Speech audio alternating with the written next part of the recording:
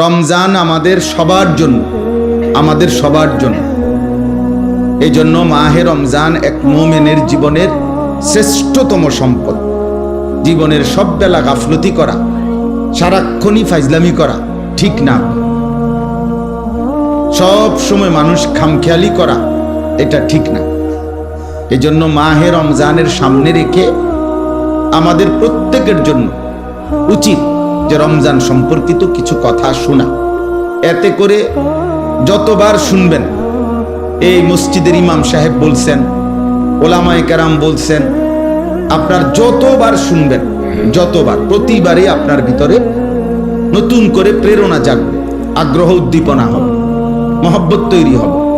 এই জন্য আমি সবাইকে বলছি, দোস্ত, সামনে পিছনে কেউ একজনও মোবাইল টিপবেন না, এবং মোবাইল দিয়ে হাতে ধরে ভিডিও রেকর্ড করবা না উচিত।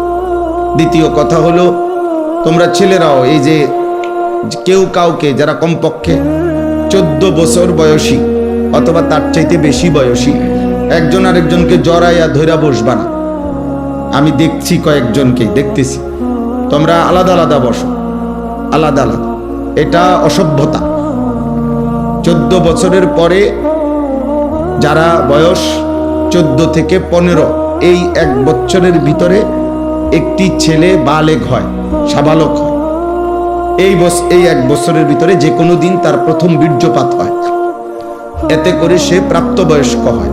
শরীয়তের ভাষায় ইসলামের যাবতীয় হালাল হারামের বিধান তার উপরে বর্তায় তখন। এই জন্য তখন তার জন্য দায়িত্ব প্রতিটা গুনাহকে খেয়াল রাখা, প্রতিটা নেক আমলে অভ্যস্ত হওয়া, গুনাহ ছেড়ে দাও। এই জন্য এই বয়সী ছেলে পেলে এটা অবশ্যই অসভ্যতা। এর দ্বারা শাহওয়াত তৈরি হয়, এর দ্বারা গুনার চাহিদা তৈরি হয়। এটা অনেক সময় তোমরা ভাবো, বুঝো না আর কি, মনে করছো বন্ধু, আমরা ফ্রেন্ড, এই জন্য একজন আরেকজনকে জোরে চাপ দিয়ে জড়ায় ধরল। না, এটা ঠিক না, এটা ঠিক না, উচিত না। এজন্য ব্যক্তি জীবনেও এটা খেয়াল করা উচিত। কোনোভাবেই নিয়ম হলো গুনাহ থেকে বাঁচার একটা মাধ্যম এটাও যে যেই পরিবেশে, যেই অবস্থায়, যেই কারণে গুনাহ হইতে পারে তার থেকে আগের থেকেই দূরে থাকা। কোরআনুল কারীমের মধ্যে আল্লাহ তাআলা বলছেন, তিলকা হুদুদুল্লাহ ফালা তাকরাবুহা।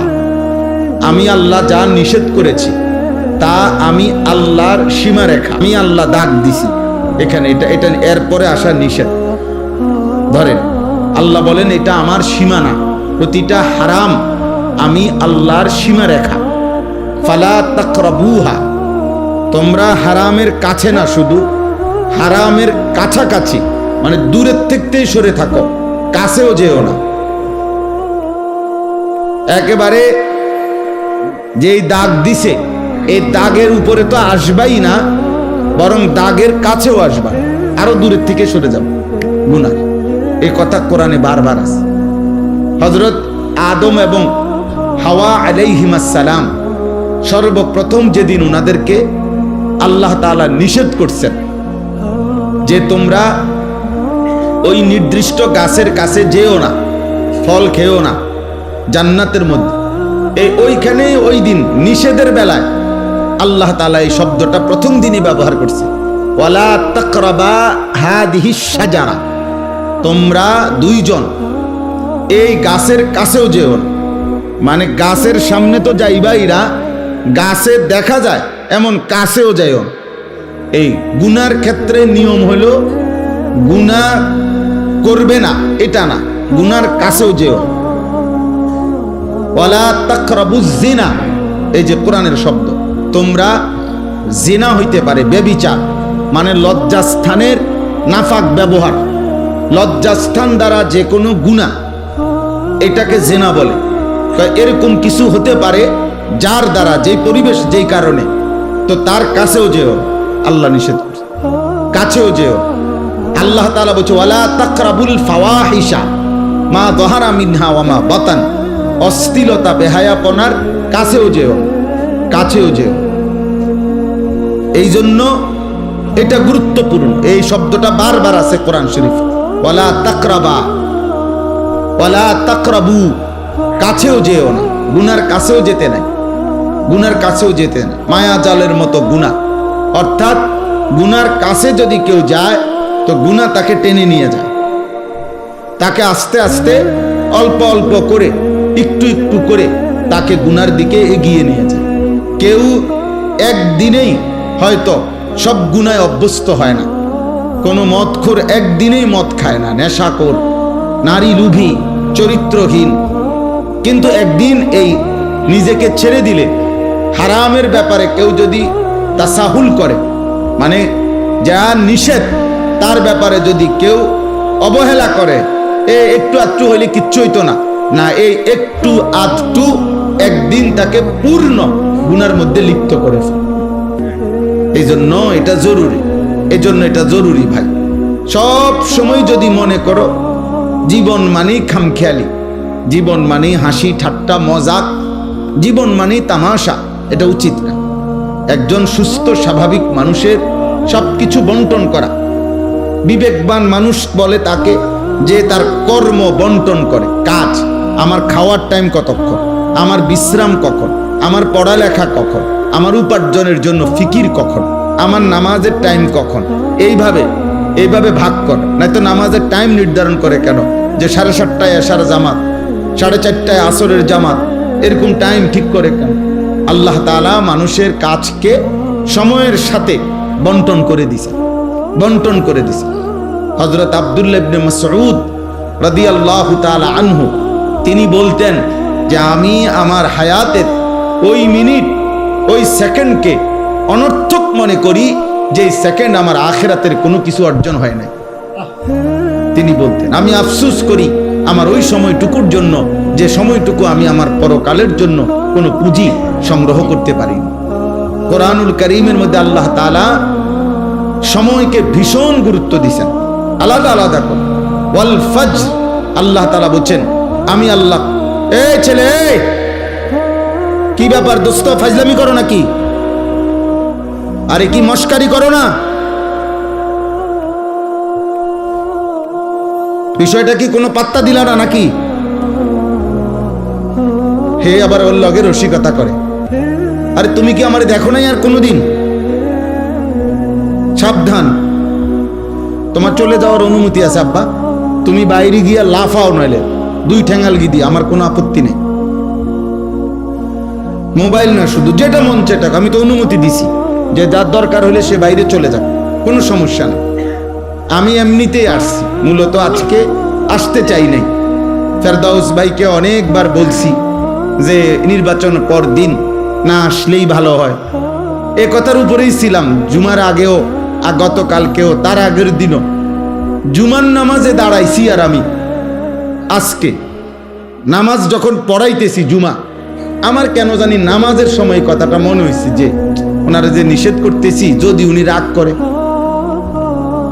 ও মকবুল ভাইরে নামাজের আগেও বলছি যে আসবো না, কিন্তু নামাজ অবস্থা হঠাৎ এই কথাটা 1 মিনিট আমার মনে হয়েছে যে যদি উনি রাগ করে। তো আবার নামাজের পরে ড্রাইভাররে বললাম আবু বকর ভাই আবার ফোন দেন, না যামু। এই হলো হালাত। এই জন্য দোস্ত আমি ব্যক্তিগতভাবে এটা পছন্দ করি না, আমি এই ব্যাপারে কঠোর। আমি শ্রোতা একজন হোক, কিন্তু গাফেল মানুষকে বলতে রাজি না, অমনোযোগী মানুষকে আমি বলতে রাজি না। যে কলস, আল্লাহ রাসূল সাল্লাল্লাহু আলাইহি সাল্লাম বলছেন যে কলসি উল্টানো, এই যে মনে করেন এই পানির বোতল, এটা যদি উল্টানো হয় এভাবে, তাহলে এখানে আটলান্টিক মহাসাগরের পানি ঢাললেও এটা পুড়বে না। কেন? এটা উল্টানো। এজন্য যেই দিল উল্টানো, যেই দিল গাফেল, ওইটার কাছে যদি 30 পারা কোরআনও বাইটটা দেওয়া হয়, সে তো এটা উল্টাইয়াই রাখছে, কাম হইতো না, আর কোনো পরিবর্তন হবে না। কারণ সে তো কথার প্রতি কোনো মনোযোগই নাই তার। তো তারে আপনার ফিকির হইল শুনছি খিচুড়ি দিব, এটা দিব কোন সময়, অথবা 1 ফোঁটলা বিরিয়ানি দিবনি, খবর ল দিলে দিয়ে লাই তো কহুদা ঘুরাইয়া লাভ কি? বুঝেন না? সাবধান আব্বা, মুসলমানের সন্তান প্রতি মুহূর্ত ফিকিরমান্দ হওয়া চাই, কাজের বন্টন সুস্থ স্বাভাবিক, এটা মানুষের পরিচয়। আল্লাহ তাআলা কোরআনুল কারীমের মধ্যে বলছেন ওয়াল আসর, আসরের কসম, ওয়াল ফজর, ফজরের কসম। আল্লাহ তাআলা কসম করছেন সময়ের আলাদা আলাদা। ওয়াল লাইলি ইদা ইয়াগশা, কসম করছি রাত্রির যখন তা পূর্ণ অন্ধকার হয়। এই যে আল্লাহ বলছেন ওয়ান নাহারি ইদা জাল্লাহা, কসম করছি দিনের যখন তা পূর্ণ আলোকিত হয়। এভাবে রাতের কসম করেছেন, দিনের কসম করেছেন, ফজরের কসম করেছেন, আসরের কসম করেছেন। ওয়ালায়ালিন আশরিন, 10 রাত্রির জিলহজ্জের আল্লাহ বলছেন কসম করছি। ওয়াদ্দুহা, সকালবেলার সূর্য যখন পূর্ণ আলোকিত হয়, ওই আলোকিত পূর্ণ সূর্যের ওয়াক্ত সময়ের কসম। ওয়াল্লাইলি ইদা সাজা, রাত্রি যখন পূর্ণ অন্ধকার হয় ওই সময়ের কসম। আল্লাহ তাআলা এইভাবে কখনো গভীর রাতের কসম, কখনো সন্ধ্যা রাতের কসম, কখনো ভোরের আলোর কসম, কখনো ফজরের ওয়াক্তের কসম, কখনো আসরের ওয়াক্তের কসম, কখনো 10 রাত্রির কসম। এভাবে আলাদা আলাদা সময়ের কসম করে আল্লাহ বলছে বান্দা সময় তোমার জীবনে প্রতি ঘন্টা মিনিট সেকেন্ড শতভাগ মূল্যবান, শতভাগ মূল্যবান। অ্যাম্বুলেন্সের পিছনে অনেক সময় লেখা থাকে, অনেক অ্যাম্বুলেন্সের পিছনে লেখা থাকে যেখানে প্রতিটি মুহূর্ত মূল্যবান। অর্থাৎ এই কারণে অ্যাম্বুলেন্স সর্বোচ্চ প্রায়োরিটি। রাস্তায় চলতে গেলে অ্যাম্বুলেন্সকে সর্বোচ্চ কি দেওয়া হয়? ছেড়ে দেওয়া হয়, যত জ্যাম হোক, যত ঝামেলা হোক, কারণ এখানে রুগীর প্রতি সেকেন্ড মূল্যবান। 1 সেকেন্ড দেরির কারণে রুগীটা মারা যাবে। এই জন্য যেখানে প্রতি মুহূর্ত মূল্যবান। আরবি কিতাব আছে, আরবি ভাষার প্রবাদ, আল ওয়াক্তু আনফাসুম লা তাউদু, সময় নিঃশ্বাসের মতো যার কখনো ফিরে আসে না। কোন নিঃশ্বাস মানুষের আর ফিরে আসে না। এটা দ্বিতীয় নিঃশ্বাস, ওটা তৃতীয় নিঃশ্বাস, আগেরটা না। কোন সেকেন্ড আর আসে না, এটা তো চলে যাওয়ার সেকেন্ড। ইমাম শাফিঈ রাহমাতুল্লাহ আলাইহি বলছেন যে আমাদের জীবনে আছে কি, যে ওয়াক্ত চলে গেছে সে তো চলেই গেছে, যে ওয়াক্ত আসবে সে তো আমি জানি না আমার জন্য আসবে কিনা। কাজেই সময় আমার কতটুক, এই মুহূর্তটাই, প্রতি মুহূর্ত যেই মুহূর্তে আমি আছি এই মুহূর্তেই আমার সময়। কারণ আগামীর মুহূর্ত আমার জীবনে আসে না নাই তার তো কোনো নিশ্চয়তা নাই। পিছনের মুহূর্ত তো চলেই গেছে, তাকে তো আর ধরে আনার সুযোগ নেই।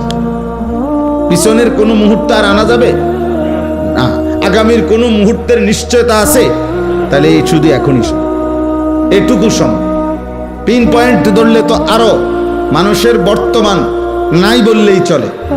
প্রতি পিন পয়েন্ট মানে অর্থাৎ আপনি যদি একটা বল পেন, শীষ কলম যদি আপনি ধরেন, একটা ফোঁটা দিলেন আর একটা জায়গার মধ্যে আপনি ধরলেন, ধরলেই চিন্তা করেন এখানে ধরলে 1 সেকেন্ড যাইতেছে তো সে তো চলে যাচ্ছে, 1 সেকেন্ড আসতেছে তো সেটা তো আসতেছে।